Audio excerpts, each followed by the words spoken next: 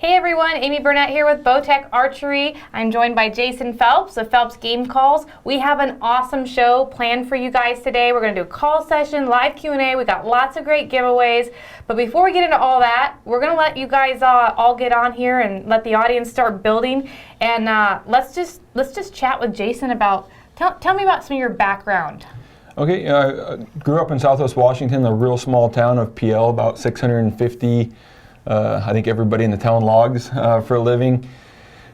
Just grew up, hunting, fishing. That's all we had to do out there, ride your four-wheelers and some of that. And so, as we progressed and as rifle hunting, muzzleloader hunting kind of got old, my love for calling elk and kind of manipulating elk kind of took place. And so I used a lot of the calls that were out there, and then decided that, hey, why not try to give this a go and build your own calls. And so in 2009, shortly after my first kid was born, which is probably not the best time to try to start something like this, we started building just the wood calls, just our standard easy estrus. And being a diehard bow hunter, knowing that I wanted to be hands-free, eventually the diaphragms were next. Eventually you need a bugle tube to put your blow your diaphragms into, so we developed a bugle tube. And now fast forward 7, 8 years, and things have kind of blown up in my face. This thing has taken off, and it's been a great ride, and hopefully it's not over. I've truly just kind of become infatuated with the journey. Not when I first started, there was a goal. I want to have X amount of money, and I want to be here. I want to be in Cabela's, and now I almost don't want to get there. We've had so much fun developing new products and catering to specific users' needs, and it's been a lot of fun. So yeah, we still reside in the same small town of PL in Southwest Washington, and just working on new calls. This year we brought out the amp line and our Unleashed bugle tube, which has had a ton of great success, and hope to keep building on that. So what's the difference between your amp line and then the line you had like last year? So last year, I don't even know if I have any of the old ones left. So they're conventional frames. They're flat on both sides. All of your old school turkey calls, or a lot of them are built on your conventional, traditional frames. I could build a great bugle diaphragm. I could build a great cow diaphragm. I could build some so-so, all-around diaphragms, but it didn't give me the ability to make a great all-around call. The amp is very user-friendly. It fits a majority of the people, and so it's given us the ability to design a call that's great at everything. Great cow calls, great bugles, all from one call. And then it's made it really easy from a builder standpoint for my quality control. Hold on one second. I am not getting... We're live on Phelps, but not... We're not live on Bowtech. Sorry guys, hold 1 second. Technical difficulties. That's interesting. Yep, there we are. Okay. I don't know what's going on. Okay, we're just going to keep powering through. Okay, so your calls have kind of progressed. Yep. What's next? So, there are people that can't run the diaphragm, so this is kind of looking forward into the future on what we're working on. We're currently working on an external bugle, mouthpiece. Not everybody wants to run a diaphragm. They want something that's a lot more effortless. It doesn't quite take the skill to run. So we're working on an external. Some people don't like the size of these large bugle tubes. So we're looking at something that's maybe more modular, something that's quite a bit smaller in nature. And then we've got 2 new externals coming out. And there's only so many ways to redesign the mousetrap. We're always trying to make things better, a little easier for the end user. But the elk calls is really where we excelled, and then we're probably going to take this in. We've had a real strong turkey line. We've had a decent predator line, and we'll probably start to go that way. We've got some blacktail mule deer calls in the works. So that's probably the direction we're gonna try to go in the future, with the elk call line kind of bolstered up. Awesome. Alrighty. Well, let's. Okay, if you guys are on watching, we want you guys to drop your questions into the comment section on the feed. We have awesome giveaways. We have 3 call packages that come with a bunch of his calls, a hat, a $25 gift card to Bowtech, and then we're going to be giving away both these bugle tubes, a couple of diaphragms, and then $100. Each of those will come with $100 merch codes.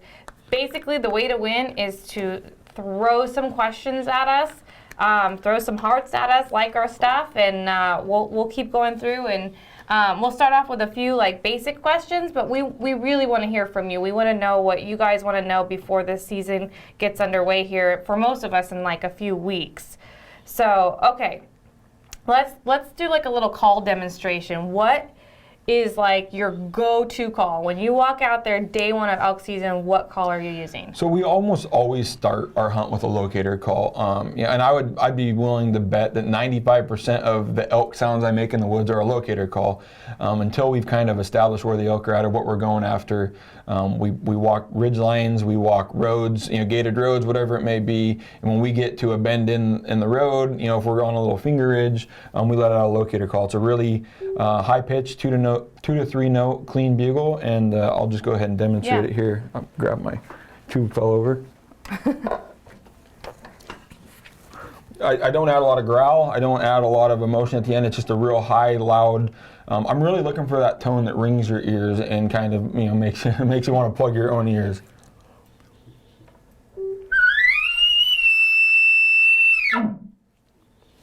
And so, in my opinion, I don't think you can over-locate bugle. It doesn't really require the elk to do anything. You're not trying to call them in at that point. You're basically saying, I'm a bull, I'm wandering, and then you're looking for a response from a bull to respond. And we will do that every 200 yards, or every time we get to a bend in the ridge, or anytime I think that I've walked long enough to where a new bull can hear that sound. We'll just let it go. And I don't think you can overcall. And another thing is, and I can't explain, and I can't even pretend to know why. Sometimes you'll locate, and then you'll get to maybe a third spot, and you'll locate, and one will answer a lot closer to where you just located, 2 to 3 times before. And so, just from a lot of experience in seeing that, it just makes sense to keep bugling, because if I would have waited maybe another 400 yards across the ridge and not bugled that last time, I would have never got the game started or had a chance to know that bull was there. So you said you don't add a lot of emotion. Not on my locator bugle. So what does that mean to add emotion to your call? So I mean, there's all kinds of, you can growl. You can lip ball on a bugle. You can growl at the end of your bugle. You can chuckle. You can grunt. You can add a lot of these calls into it. When I think of a locator bugle, it's kind of your plain Jane 2 to 3 note. Get that high note, hold it, and then try to cut it off within 2 or 3 seconds. Once we get there, I want to hear. I want to be able to listen if something responds. Sometimes elk have a huge vocabulary. We kind of always look to these 3 or 4 or 5 sounds that they make. Sometimes you might get a hoof. You might get, something that just, if I was to bugle longer, I wouldn't have been able to pick up. So I'm always, trying to cut that a little bit short. If I get to that high note, hold it for, 1.5 to 2 seconds. I'm willing to cut it off, just because, so I can hear and listen for something to respond. Okay, we got questions rolling in. We got Ralph J. Clock. What is your favorite amp frame color, like your go-to? All right, so my favorite all-around call. Last year, we were able to prototype test these. And I want to put this out there for everybody. The call that I'm going to recommend for my favorite call, that's the question is, what's your favorite call, is the gray amp. Now, you can pick up the black amp, potentially sound just as good as me, but there's different calling styles. I may apply tongue pressure different. You may add more air pressure. There's so many variables that the call that works for me might not necessarily work for other people. But just all the feedback we've got and the success we've had with these calls, I would say the black and the gray are the favorite. The gray fits my calling style better, and I would probably second go with like a white and a green, which tend to be on the heavier side of our amp line. So gray is the call that I use. I can do 99% of everything I want to with that gray diaphragm, and so that is my go-to in the amp series. Awesome. Okay, so Tim Berg wants to know what makes your tube better than others. All right, so and I'm not the guy that's going to tell you this thing is way better or way different. There's a ton of other great tubes out there that work, that are successful every year. On all of our old tubes or other competitors' tubes, you can crush these. You can squeeze these things. They're just plastic. When I went to design this thing, I wanted the walls to be thick enough. And what that does, for one, is to get us extra volume. When I blow on this tube, it is extremely loud. And I've tested it in the woods from this mountaintop with our old tube, and I've tested it with this new tube. And this tube, you just feel like you're reaching more elk. And I think, if we wanted to get scientific, it is louder. Just like when you blow through a PVC pipe, it's rigid, there's no give, that thing is loud. But there's some other issues that come with that. We overcup the end so that you have some great back pressure on this tube. It helps you transition, it helps you get up to that high note, and it helps you transition back out. It'll also help you hold a diaphragm that's starting to wear out. It'll help you use it. It helps a new caller be able to apply less pressure but still get up and grab those high notes and come back down. Not the first one to do it. We flared the mouthpiece. It was one complaint we got on our old tube, is that for people wanting the lip ball or put their mouth inside.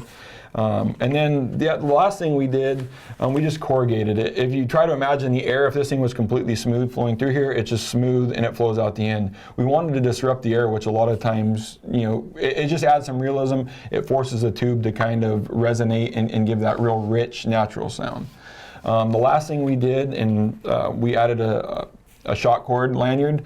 A lot of people ask for like a flexible attachment.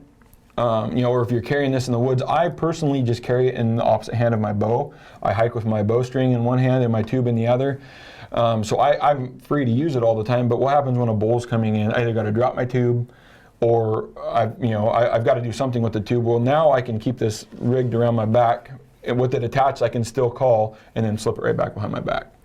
So it kind of added the versatility to guys that want to be able to call but leave the tube on their back. Now, it doesn't fix the issue of people being able to call with the tube and then just leaving it back there. But I think the tube has gotten some great response, and people are really liking it. It seems to, as like I said, it's not better than everything out there, but everything about it seems to work.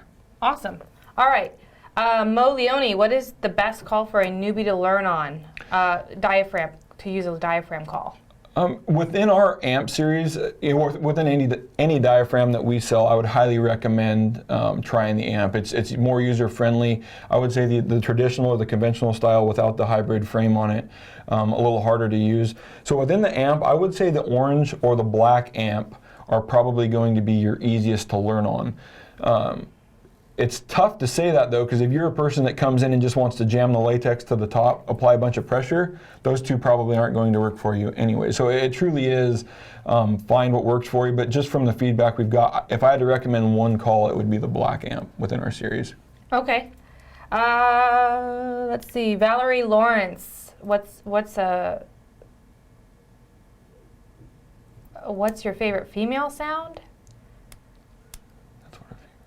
So I'll take the. So what's my favorite cow sound to make? We'll just sure, twist. let's go with that. We'll just twist that into the. Okay. So, a lot of times people ask, are you a bugler or are you a cow caller? I'll start this off with I bugle 95% of the time and cow call very little in the woods. There's some certain times I'll do it. But being September, being we want to call a bull in, and playing on some of those emotions, in my opinion, I want to sound like a cow that needs attention, a cow that's coming close to entering into estrus cycle. And so we can do our normal cow-to-cow communications, our mews sound like this, but then I'll go ahead and tell you what cow call I use the majority of the time. So your typical cow calls,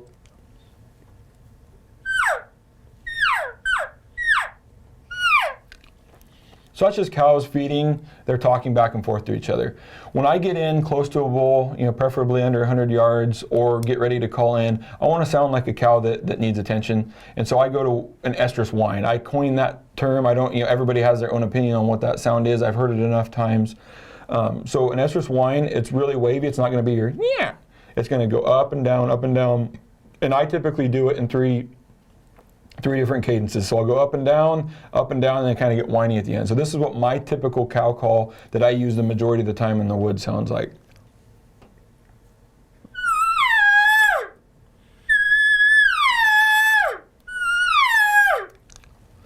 It's not a typical sound. It's not something you may hear very often, but knowing what that sound is and the effectiveness we've had out in the woods with it, we stick with that is our main cow sound. Now, if maybe we slip in on a herd and they're communicating cow to cow, we may go to our standard mews. But when I'm trying to call a bull in, we go to that estrus whine. Okay.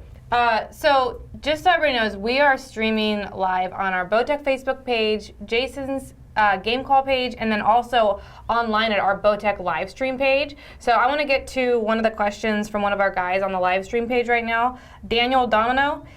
He would like to know, do you recommend a different call depending on what time of season, pre-rut, peak rut, etc.? So the actual call itself, I wouldn't recommend a different call. The type of calls I may do will change. So during the peak of the rut, I'm under the impression that, or my opinion is that you need to get in and bugle if you're targeting herd bulls. Now we got to divide all these up, because if you're targeting a herd bull, there's different tactics. Where if you're just out there to kill a satellite bull or any legal bull, you would probably want to do something. So if you're going after a satellite bull, I would still use the same call for any of these, but satellite bulls I would lay on a lot heavier cow calling and not bugle as much. Now if your goal is to go out there and kill a herd bull during the peak, I'm going to get close, I'm going to bugle, I'm going to challenge that bull.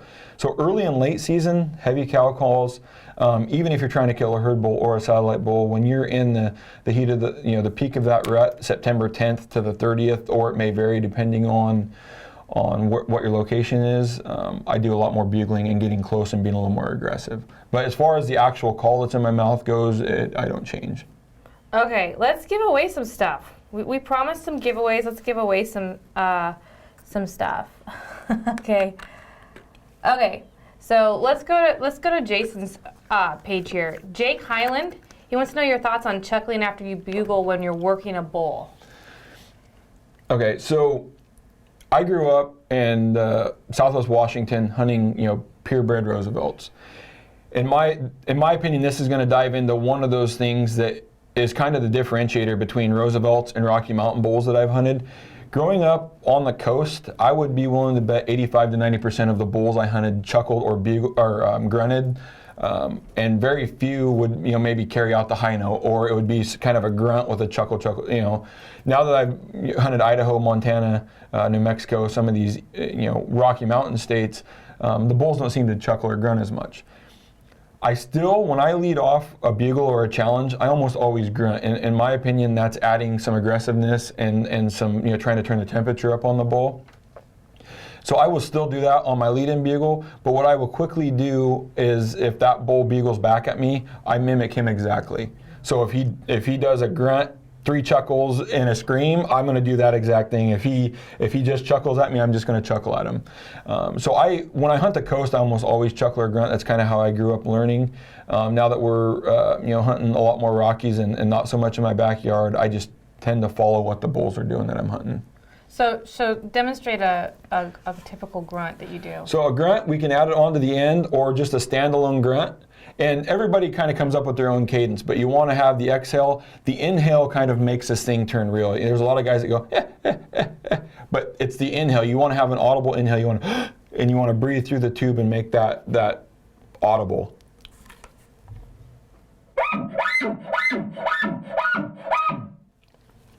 So you're adding some of the reed in, you're inhaling, and then I'm also trying to think about loading up that tube and adding some voice to get that thump. So that's a grunt, a chuckle, and like I said, there's different coin terms. Everybody may have their different opinion. Somebody may think that my grunt's a chuckle and my chuckle's a grunt. Here's the other version where it's more ape-like. It's not so, you don't get that high pitch, you don't get so much elk sound. You don't get that high note like you do in a bugle. So those are 2 different variations, and a lot of times I like to grunt.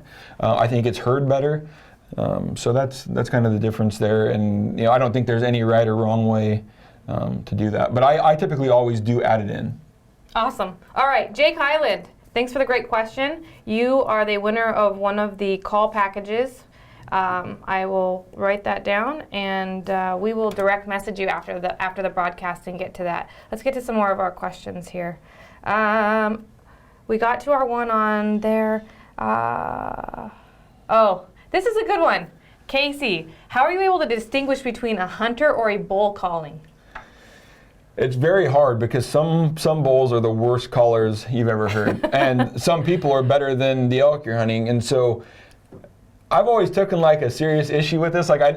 It's a pride thing. I do not want to be called in by a hunter. it takes you're listening for a plastic sound in their bugle. A lot of times when a lot of the mass manufactured bugle tubes or somebody that's using like an external we talked about I may be designing, if they don't pop that off and make the end real and they kind of come back down, you hear the fluty sound. It's like and so you're listening for, I mean, we laugh, but that's kind of what I'm listening for. Like, was that real? Real elk also, not always, they add some guttural. They've got some depth to them. While I haven't been called in by a hunter in a really long time, and we've called in some people, a lot of times I just assume, swallow my pride and get called in by a hunter and make sure that it's not a real elk. A real quick story, 2013, I was for sure we were going to call in or getting called in by somebody or calling somebody in. I told my buddy we're bailing. I'm not going to let them see me. And come to find out, 5 minutes later we called back and forth and it was a real bull. I would have lost my life in here, my life savings on that calling because I was for sure we were getting called in by somebody. It is very tough, especially when you get into good callers or bad elk. Bad elk that don't sound like we think elk should sound. It gets pretty tough, and so there's no good way. You try to put your ear to it. Pay attention to cues like how many people were parked at the trailhead, how many people were parked along this road, what are the density of people in here, is there a lot of elk sign around? You're trying to kind of use all that, as well to make sure I'm not getting called in. When in doubt, you might want to just err on the side of caution. Yeah, when in doubt, I just shake somebody's hand out in the mountains and say, good job, and walk away. You sound really great. Yeah. All right, let's keep going. Casey, let's give away another call package. Let's give Casey a call package on that. That was a good question. Lindy Lou, do you recommend a different type of call for Roosevelt to Rockies on the east side of the Cascades? Nope. I mean, I've hunted Roosevelts enough and Rocky. Their vocalizations are almost identical. There's some small differences. I got to hunt New Mexico last year with a ton of bugling. They call a little bit different, so like more lip balls, more of that raspy knock in their bugle. As we mentioned earlier, I think Roosevelt bulls chuckle or grunt a little bit more. But outside of that, the same calls will do everything. We can manipulate those calls to make those sounds. So same calls, same strategy for both species or subspecies. Okay.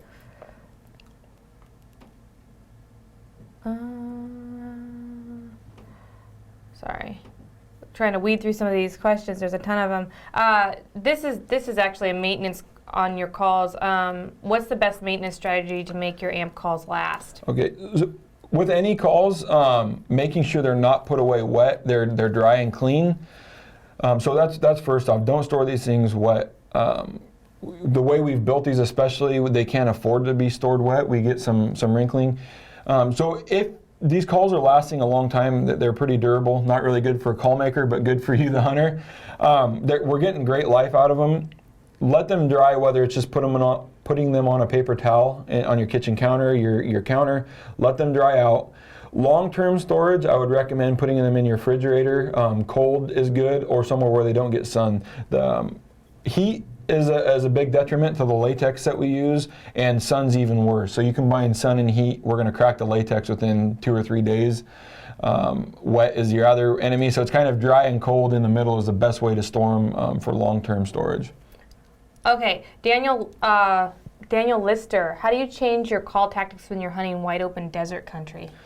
So last year in New Mexico, I love hunting, to kind of give the preface on that. I've always been a timber hunter. I've always been able to use the topography. I've been able to use the vegetation to my advantage. Last year we showed up in New Mexico in juniper / sage / desert country, and it's like, man, I can't move as easily. So the first thing we would do there, and some of those bulls were leaving water early in the morning, we let them kind of get ahead of us, get up into those junipers, and use some terrain advantage. I haven't did a whole lot of hunting in wide open desert, but in that point, if I know I've used terrain, I know I can use vegetation, I've got to kind of use terrain of some advantage, or if I can somehow pattern them a day or two before and figure out where those elk want to go, I can get ahead of them and kind of ambush them. A lot of times calling in wide open country isn't going to be really effective. We hear stories every year of bulls hanging up because they expect to be able to see the bull or the cow calling to them. It makes it really tough. So I would almost, even though I love calling, I would do more of an ambush calling, try to use the terrain to get in front of them or cut them off or get to their water source or their bedding area before they're there, and not necessarily try to call them back or out of a situation they want to be in. Robert Gonzalez wants to know how much weather plays into your calling. And this is all my own opinion. I believe weather, especially hunting in Southwest Washington, we would get, we always typically get rain somewhere in that, our 2-week season and rain seems to kind of shut it down. And in my opinion, you've got all these cows, doing their thing, tearing up, urinate, doing their stuff, and it creates a big, the scent is on dry ground is working to that bull's advantage, keeping them fired up. For me, around home, when the rain hits, it seems to kind of slow the rut way down. From a bugling standpoint, from a calling in standpoint, we've never had anything really drop off due to weather or a storm system. We have, when I hunt the Cascades here in Washington, we have thunder cells move through. It's never really affected it, and we've been just as good at calling bulls in. They just may not be as active or active for a few days following. And to kind of piggyback on that, we hear people talk about moon phases, weather. We only got such a short time to do this in such a short magical. I just hunt regardless. Like, it may not be as good as it was 2 days before the storm moved through. It may not be as good those 2 days after storm moved through. But we're still out there. We're still using the same exact tactics. In my opinion, the rut just seems to slow down as far as activity. But your ability to call them in once you get in close is still the same. Yeah, we've watched the moon phases and the high traffic times that they call, the fishing, hunting and fishing tables. And you do see increased movement, but I've also seen movement off those times too. So, I went back one time. I had gotten a little discussion regarding moon phases and went back because I knew about the days I had killed bulls on those years, and there's no real good correlation between moon phases, but activity is increased. So I think you can still kill them. If I had my preference, I would hunt falling off of a full moon on that backside. But regardless, our seasons are set, and we've got to be out there at certain times, regardless of what the moon's going to do. Okay. We have another one. Nathaniel Melton. He wants to know what is the best way to prepare for calling when you're a rookie. I guess this is a pretty frequent question on our. Yeah, we get this a ton. I'm a brand new caller. What should I do? Regardless of brand, I'm a game call manufacturer sitting here. Regardless of brand, if my amps don't fit you, don't force a square peg into a round hole type of it. Find a call that you're completely comfortable with. You can struggle and struggle and struggle if you can't get the air to seal off, if you can't get that call to fit. Matter of fact, we talked about it earlier. You have to use a mini call because of the way your pallet's shaped. Mm-hmm. There's nothing I can do about, I'd love to have 10,000 different diaphragms that fit everybody, but there's, some manufacturers cater. So first of all, find a call that fits you and you're comfortable with. Second of all, I always recommend before I get into some detailed instructions, play around with it for 2 or 3 days on your way to work, on your way home. Can you make any sound with it? Can you not make any sound with it? As we getting kind of into the how you call, I like to tuck my tongue down below my bottom teeth and kind of curl it under. And you're going to press, a lot of people I've seen people try to push the tip of their tongue up into the latex. Yeah. You actually want to use the meat of your tongue, the center portion. You can I position the call directly straight up in the roof of my mouth. Some people want to slide this call as far forward before it starts to fall out of their palate. Find whatever you're comfortable with, and everybody has something different. But with that tongue tucked down behind your teeth, you're going to want to try to imagine pushing out the bottom of your front 2 teeth. So as you push on that, your tongue flexes up. You're using that to add pressure, and that's how you get your high note. So if you're relaxed, you get that real low note, and as you start to press up, you'll get the high note. So I don't know if it's a European ambulance or what it is. I tell people just to go through the tone. We'll start low and just go up and down, and then I'm gonna do this about 7 times, but I'm gonna condense it, and you're gonna see at the end how just by going through the tone range, we'll get to a cow call.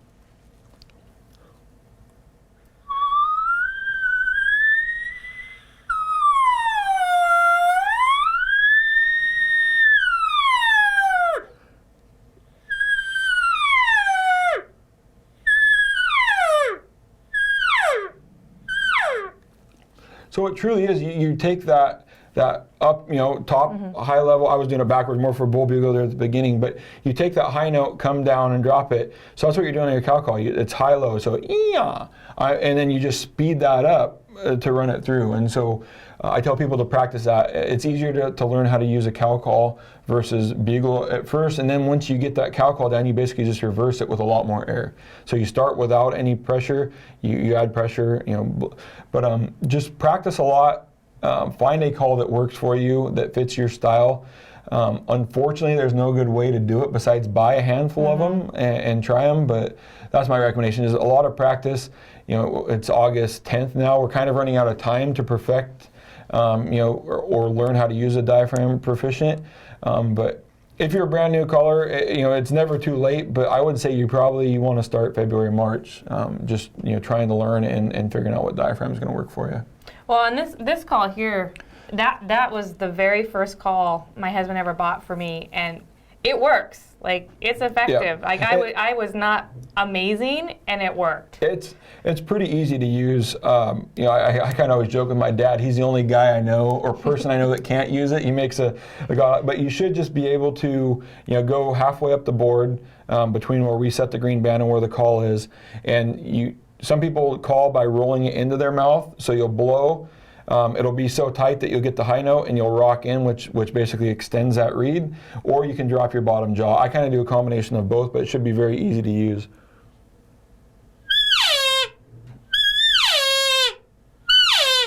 And it's pretty dang effortless. And the one downside I will say about these calls in general is that a lot of people would get frustrated. They'll be in the heat of the moment calling a bull in, and that reed will stick on them, or it'll lock up. We did everything we could on this. We've textured it. We've used a skinny tone board, but that is the one downside. Don't drink Gatorade and put that thing in your mouth, after lunch, because that sugar and stuff will stick those up. So we got to keep these calls kind of well maintained.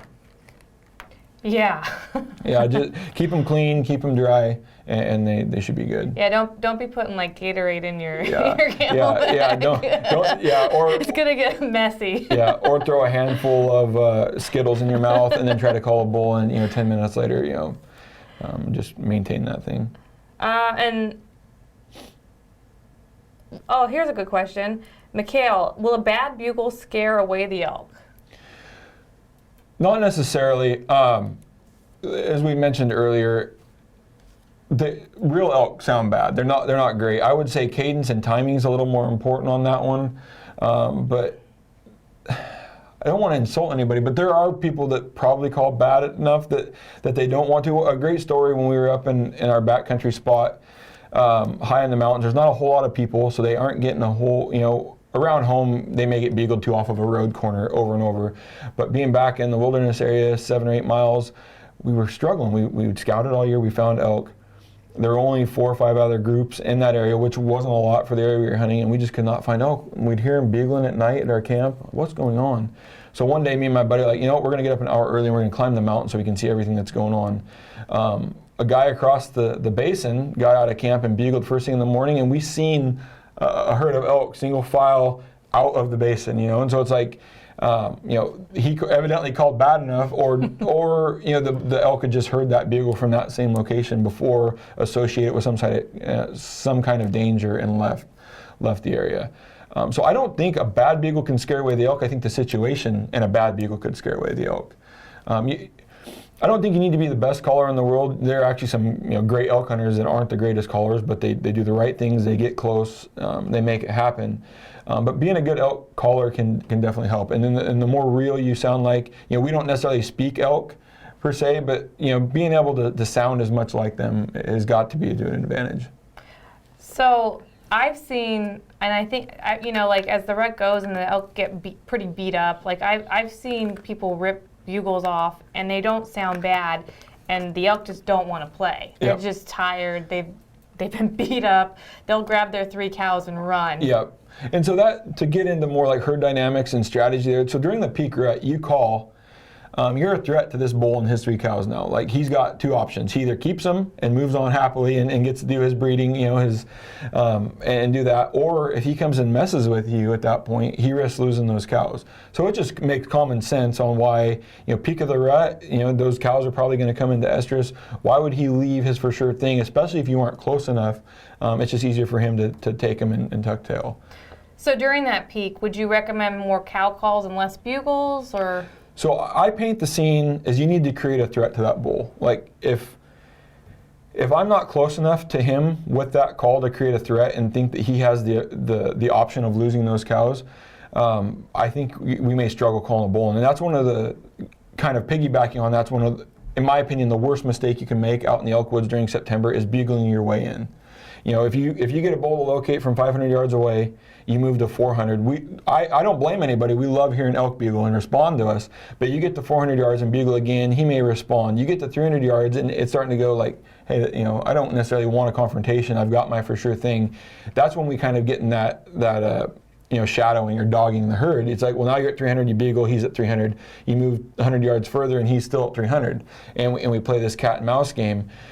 In my opinion, we want to be quiet, get as close as we can to the bull, and then challenge him.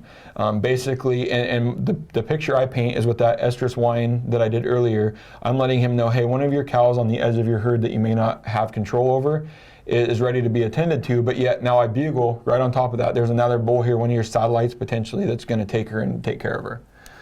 So we use that strategy. It's pretty plain vanilla ice cream, whatever you want to call it, but we do that same thing over and over, whether it's early, peak, or late. So that's why I think during that peak of the rut, a lot of people say, man, I don't bugle anymore because I get out, bugle, and the bull runs away. Well, if you're close enough to him or you give him the chance to run away, it makes total sense. We use the bar room analogy sometimes of, you and your wife sitting in the back corner of a bar, eating dinner or whatever, even a restaurant. A guy walks through the front door and yells, hey, I'm coming to get you, or I'm coming to whip you. It's really easy at that point to run out the back door. If that guy doesn't say a word to me and he goes undetected until he's right at my table, I now have nothing to do but a confrontation. And so that's kind of, I'm trying to relate it to human beings, but that's kind of how I think. Like if that guy yells at me at the front door, like I'm gonna grab her and get out of there as fast as I can and avoid any confrontation and risk losing my wife or whatever. Right. But that guy doesn't say a word to me until he's at my table. It's that fight or flight. You can't flight, and there's no more flying. It's become real at that point. And those bulls, they're geared for this month. I mean, they breed and they fight and they live, and that's what's on their mind that time of year. And so we try to play on that. Awesome. Okay, we got a few more questions. Let's see. Okay, so I'd say like opening weekend, beginning of the season. Are you calling a lot then? What are you sitting on wallows? Opening weekend we're in Oregon. You guys start a lot earlier than we do in Washington. You guys start August 28th? 26th. Mm-hmm. Some seasons start early, some start late. I know Utah has some early seasons.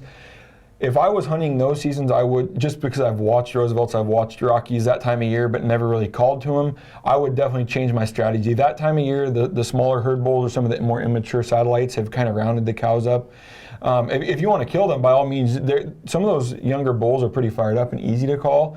So they think they're top dog running a herd. You come in there, you can a lot of times call them in. But if you're going after a herd bull or don't want to be so aggressive, that real late August, early September seasons, I would probably sit water or do a lot more spot and stock.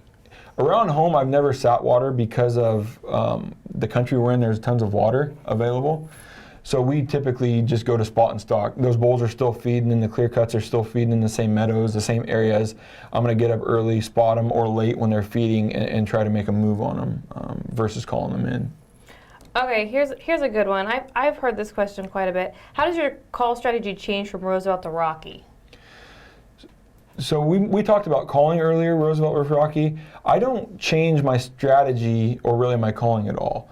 The one thing that I've noticed versus calling in Rockies versus Roosevelts. Roosevelts always want to come back home, is what we say. So we'll maybe bust a herd, get seen, maybe even get winded, and the elk kind of always want to do a circle around you. They're comfortable in their home range. They like it there. They know it. They're not also the elk around home. The Roosevelts don't typically migrate like some of these Rocky bulls do. Move into winter range back into summer range.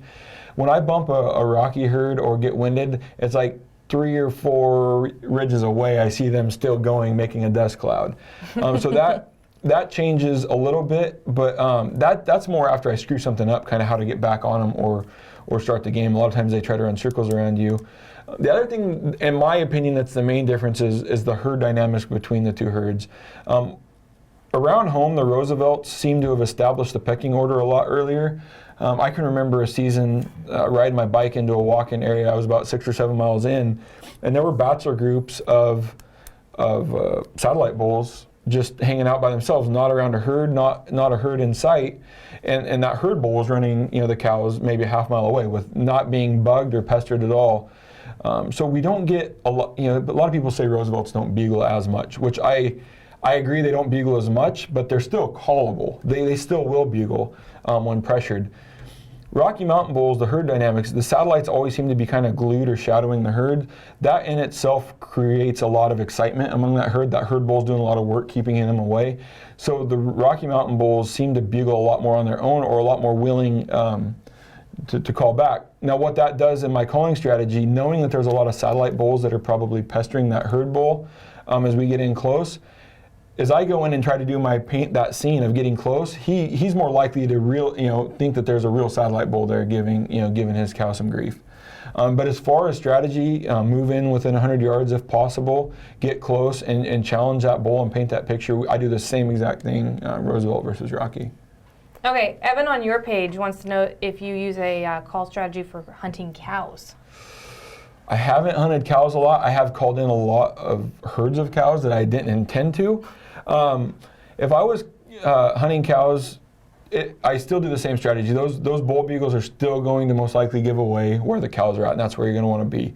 So my calling strategy would still be to locate from a high ridge. A lot of our spike hunters do the same strategy in our Wanaha. Some of our prime elk countries open to over-the-counter spike hunting. In order to kill a spike, typically they're with that herd, so they'll go up on a ridge, they'll locate the herd bull, and then kind of use him to get in and close on that herd. I think if I was trying to target a cow specifically, I may go in silent and just try to get close to that herd without doing any more calling once I know they're there. But you can call in. We've called in lots of cows, cold calling, getting close to the herd, and just getting some of those cows curious.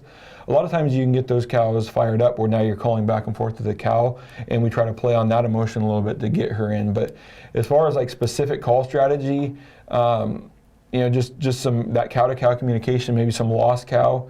But sometimes it's hard to pull those cows, and if you do call that cow away, a lot of times the whole entire herd will come with her. So not a great answer for strategy for specifically hunting cows, but definitely locate and then get in tight. And then I would most likely go silent if my goal was to kill a cow once I get in tight. Alrighty. How are we doing on questions? Let's see. Looks like they're starting to dwindle off just a little bit.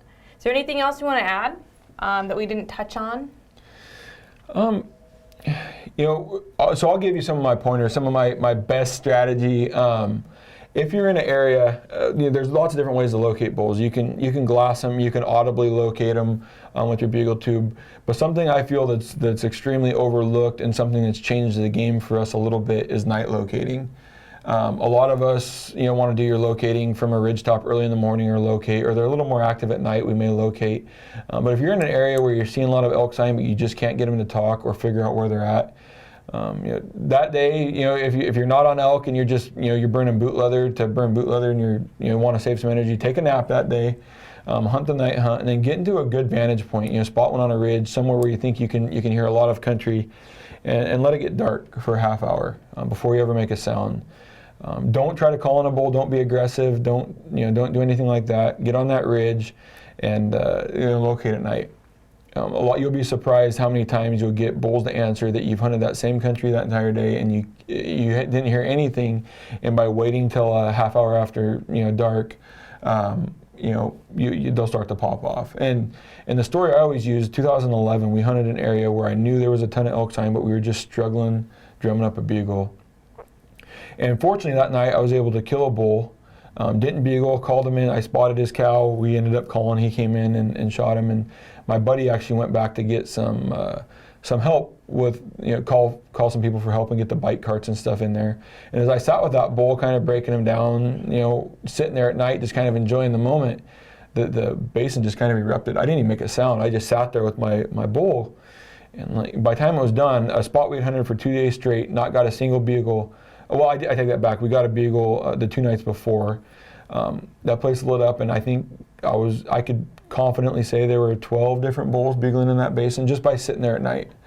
So it was kind of it's not a game changer, but it definitely gives you the confidence to stay in that area. And a lot of times where that bull will bugle at night, he'll be there in the morning. He'll just go to bed on that hillside. Or he'll feed that whole night, or do his rutting activity. They're pretty active at night. It's cooler temperatures, but they'll usually be somewhere to 300 to 400 yards. If you're in a situation where those bulls are just clamming up first thing in the morning or first bit of daylight, it may be worth getting out of bed an extra hour early and just going and sitting and listen to if you can hear a couple bugles like, well, he's heading that way, and kind of figure out where he's going. Kind of another technique we use, I'm a game call maker. I love making calls, but another extremely successful strategy is raking. Elk during the rut make a ton of noise, whether it's raking, whether it's stomping, whether it's horning dirt, logs. So on almost every call-in or setup that we do, we make sure to grab a 2-inch thick, broken off stick, something that we can beat the heck out of the jack for next to us, something we can scrape the big tree next to us with, something we can kick in the ground. It adds a bunch of realism, and a lot of times, we may, especially when they get in close or we know that they're in close, we may not call. We may just do a lot of raking, breaking of brush and stuff of that nature. All right, one more question. Justin on your page wants to know how many, oh wait, that's a different one. Okay, Brandon, how many calls do you take in the field with you? So here's a formula that I've came up with. I don't know if it's exact. It works for me. And as I mentioned earlier, the amps are proven to be fairly durable. I always do however many days I'm going to be out. So if it's a 10-day hunt, I want to call for every 2 days. So I'll take 5 plus 1. So I'd take 6 on a 10-day hunt. If you're going to go for 8 days, 4 plus 1, take 5. We're getting some great life out of these, and we keep them on rotation. And so sometimes I won't just blow on that one call. Keeping them dry is important. So if you're hunting all day with a call in your mouth, keeping them wet, it will degrade that call faster. So maybe in the morning I'll start off with call number A, call 1, and then I'll go to call 2 for the night hunt and let that call 1 completely dry out. We're trying to extend the life of them. I'm pretty fortunate that between buddies and other people calling, we've usually got 40 different diaphragms in camp. But I would say if you're going on a hunt, I would want to have at least 1 call for every 2 days I'm going to be there, and then maybe a backup. We're not blowing through these really quick. Matter of fact, this show season, between the Portland show and the Salt Lake City show, on purpose I used the same gray for 10 days straight, doing all of my demonstrations on, and the thing at the last day was still hammering. So we're getting some good life out of them. All right, I think we're probably winding down on questions here. Are you doing anything else? No, I think we're good. I think we covered a lot today. I hope you guys feel like we did. We could always jump on here on your page too and answer any of those questions. Continue to answer questions. I don't know if we gave away all of our call packages or not, but we're going to go through the names, and if we didn't, we're going to pick some of you guys off the page and just send you a message and surprise you. So. We really do appreciate you guys tuning in today, and I've had a lot of great questions, and thank you for driving all the way down here in the morning. Thanks for having me. Yeah, we really enjoyed having you on the show, and we will see you live back here tomorrow. You guys have a great day.